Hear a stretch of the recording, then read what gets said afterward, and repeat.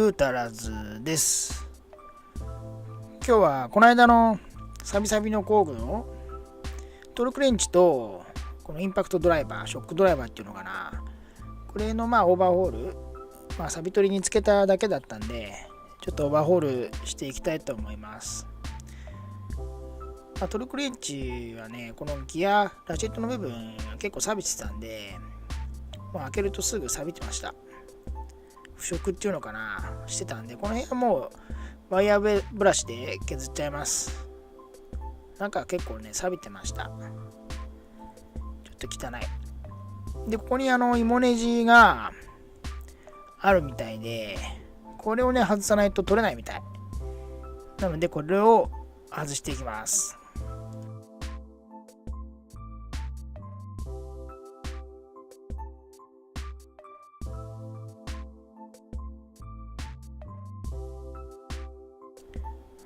これなくさないようにね、ちっちゃいから。これと、あと、このくるくるどうするんだろうと思って結構悩みました。これ全部回し切っても外れないんだよね。ってことで、まず頭の方から取ります。悩んだからね。このシーワッシャーみたいなシーリングっていうのかな、これで止まってるんで、ピンがこれを外してあげて、でピン取れるんで、そうするとポロッと出てきました。ポロッと取れてくる。これがここだよね。カチンってなるところ、多分カチンってなるところだと思うんだ。中はちょっと濡れてました、やっぱり。なので拭いてあげて、パーツクリーナーとかでもね、綺麗にしてあげます。サビはなかったです。中にもね、覗くとなんかあるんだよね。またこのくるくる悩みます。くるくる取れればね、ポンポンって取れると思うんだよな。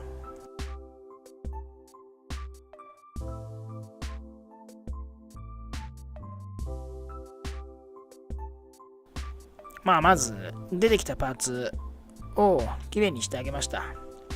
くるくる後回しです。結構ちょこちょこっとしたこのね、スプリングとか出てくるんで、結構いろんなもん出てきます。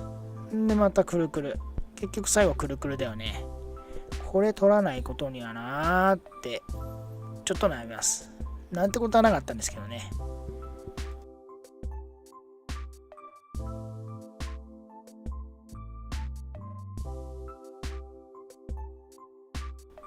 でね、気づきました。これがね、これナットになってんだよね。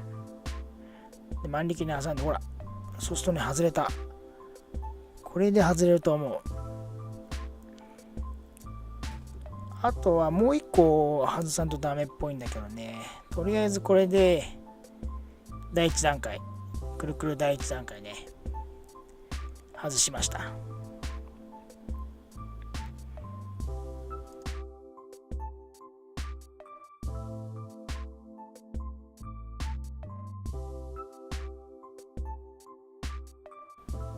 でもくるくる取れたんだけど、このナットだけ外れただけで、あとは取れてこないんだよね。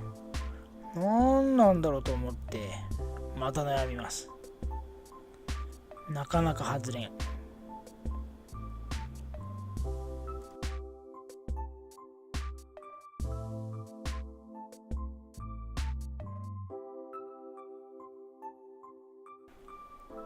でこのくるくるがね、なかなか外れてこないんだよね。なんなんだろうと思いながらしばらく格闘してたんです。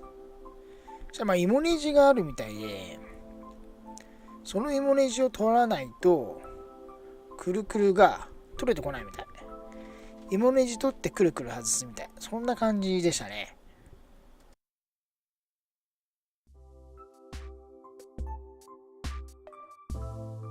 ほら取れた。このね、芋ネジでなんか止まってるみたいなんだよね。よく見ればわかるんだけどね。よく見てなかったんだね。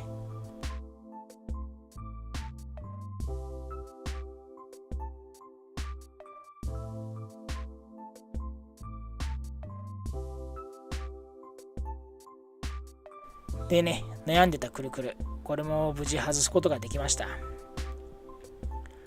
まあやっぱり錆がちょっとあったけど、そこまでね、錆びてなかったです。なので、パーツクリーナーとかで綺麗にしてあげて、どんどんグリスアップしておこうと思って、この中にもあるんですけど、この中はこのピンが刺さってるだけ、紐ネジとかでもなかったです。このピンを引っこ抜いてあげるとポロッと取れます。ピンとか細かいのは結構あるので、なくさないようにしてください。そうするとすぐ取れます。結構こう中はね、やっぱ繊細なんだね、やっぱりトルクレンチって。これでね、緩めたりする人もいるけど、これで緩めちゃダメだよね。分解してみると分かります。結構繊細です、中は。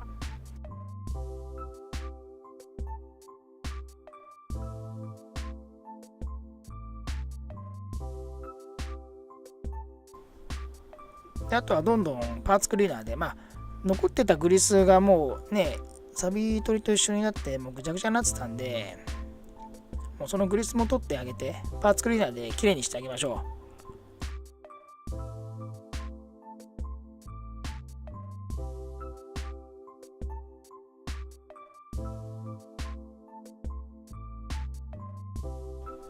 う。結構いろんなとこにグリスやら油やら、ついてるんで、全部きれいにしてあげました。こういう細かい部分、こういう細かいところにも全部グリスが入ってたんで、一回全部きれいにしてあげます。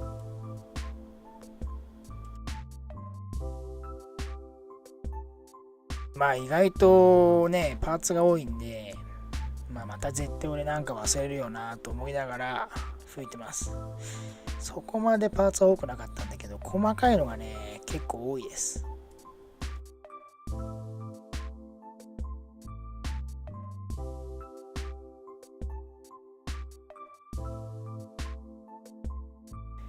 でね、グリスアップしていきましょう。ここあれだよね、カチンってなるとこ、トルクレンチのカチンってなるところ、重要なところだよね。ここもたっぷりグリスが入ってました。なのでまた新しいグリス入れてあげます。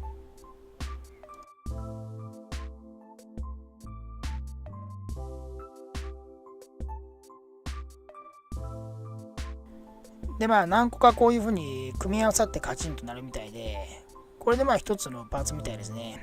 ここにもピンが入ってて、これで一つのパーツアッセンブリになるみたいで、これを組んでおいてあげます。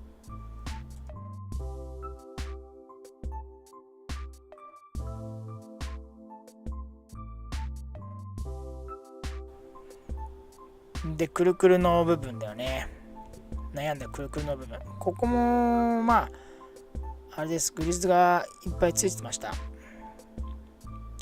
中にグリスが入ってましたんでね、ここは閉まってでロックされるみたいですね。そういう動きになってました。なのでこの周りにもグリスを塗ってあげました。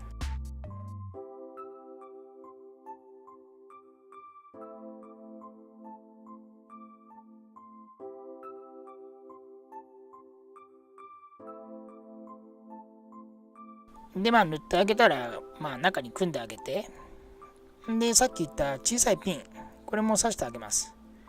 グリスをピンの中に入れてあげて、グリスをちょっとね接着剤代わりにして落ちないようにしといてあげましょう。そうすると落ちなくてやりやすいです。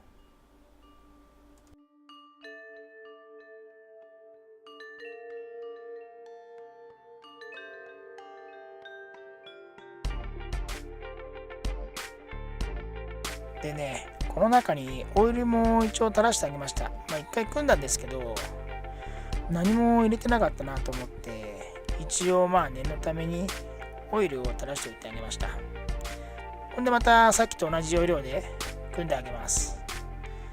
この外側のくるくるちょっと薄めに、くるくるのところは薄めにグリスを塗ってあげて、グリスがたまんないようにしてあげました。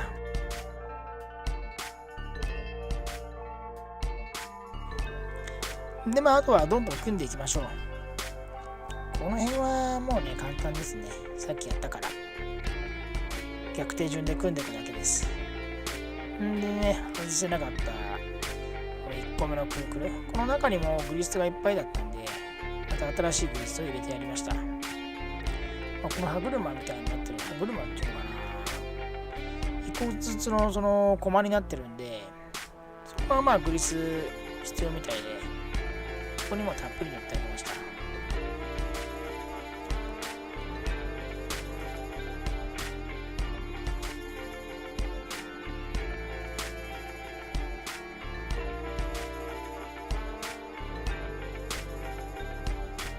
で、ここにまあ芋ネジがあったんで、これでまあ最後のくるくるが取れなかったんですよ。ここです。まあこれ隠れてたんで、なかなか気づかなかったんですけど、この芋ネジもね、しっかりつけてあげましょう。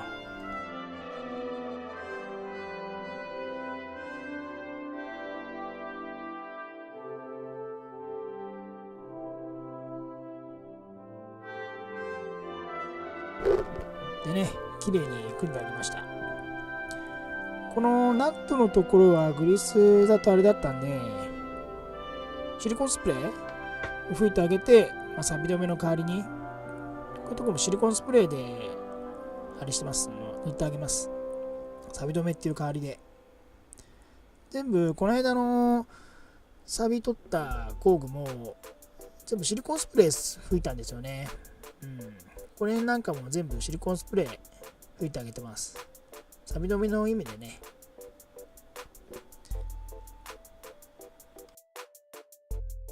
それでバネを入れて、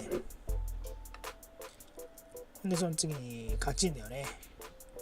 カチンの部分を入れてあげて、で上の部分入れてください。これだったらもう組むだけですね。ちょっとね、芋ネジを忘れてね、芋ネジどこ行ったかってちょっと悩んでます。どっか行ったってね。で、芋ネジ見つけたんで、入れてあげて、あとはここは芋ネジ、見つけた芋ネジですね。これを入れてあげてください。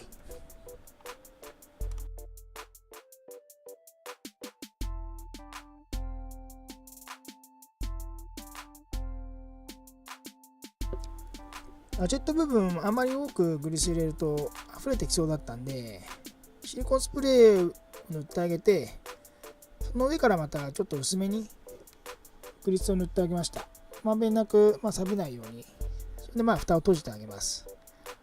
この LR 切り替えのところも動きが悪かったんで、この辺もシリコンスプレーやってからグリスアップしてました。その方が浸透するかなと思って、かなり動きも良くなったんで、この方法でも良かったかなと思ってます。動きがね、かなり良くなりました。動き悪かったんですよね、最初。やっぱり。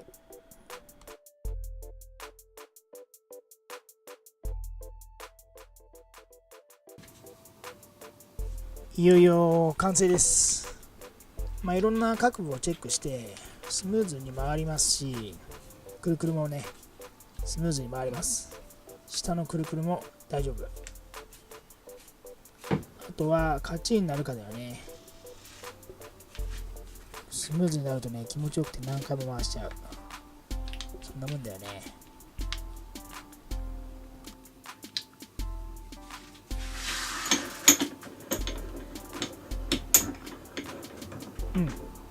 カチンもなるよね。いい具合でカチンになる。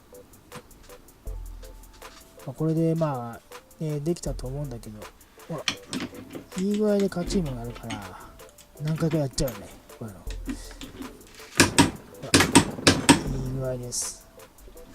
これはオーバーホール成功かな。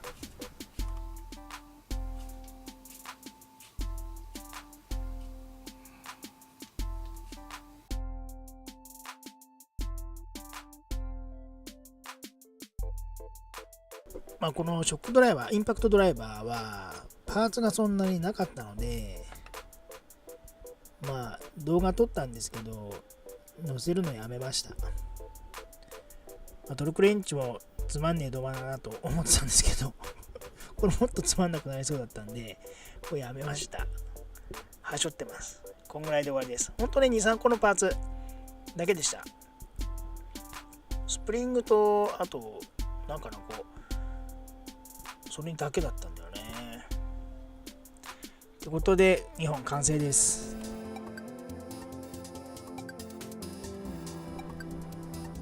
まあサビだらけの工具買ってその中にこの2つ入ってたんですけど、買うと結構高いですし、まあ送料込みで2000円だったんで工具と含めてね、だから結構良かったかなと思います。いい買い物できたかなと思います。楽しかったですし、サビ取りもあんなにサビって落ちるもんなんですね。いまいち信用してなかったですけど、あそこまで落ちると今後いろんなもんに使えそうです。本日もご視聴ありがとうございました。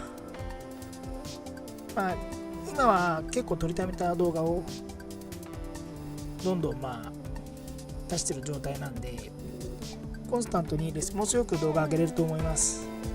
いつも皆さんご視聴いただきありがとうございます。よろしければグッドボタン、チャンネル登録もよろしくお願いします。ではまた次も楽しみにしていてください。ありがとうございました。